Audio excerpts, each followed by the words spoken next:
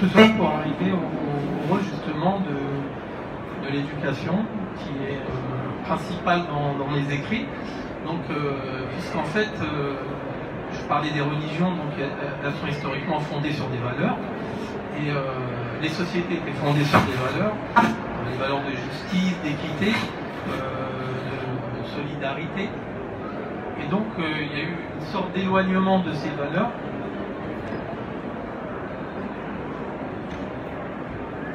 Donc, à partir de cette évolution, donc on a un rapport donc à l'environnement qui a évolué, des repères qui ont changé, et voilà, on arrive à cette situation de crise. Donc le titre ou l'intitulé de cette table, il est très évocateur. Donc est-ce que c'est un vœu pieux, l'écologie?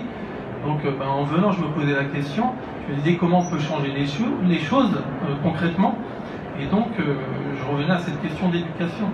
Si en fait on n'intériorise pas cette prise de conscience de ce qui est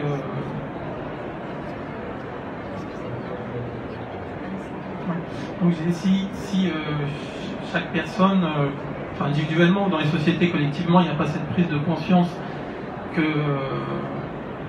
l'homme justement il est à l'origine de la source du problème, que en fait il y a un problème en termes de valeur.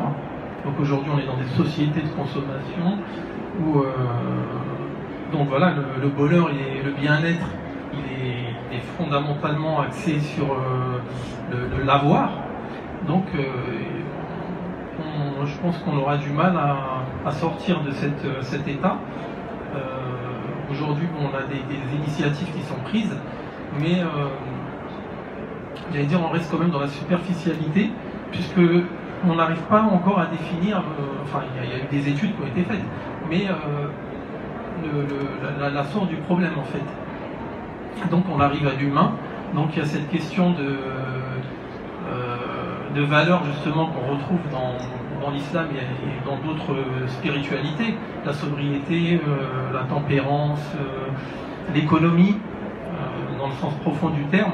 Donc ces choses-là qui se sont peut-être perdues dans les sociétés occidentales, et paradoxalement certaines sociétés qui gardaient ces valeurs-là, notamment en Asie, donc prennent pour modèle les sociétés j'allais dire de consommation, et on arrive justement à une détérioration encore plus approfondie de notre environnement. Je prends l'exemple de la Chine, de l'Inde, qui...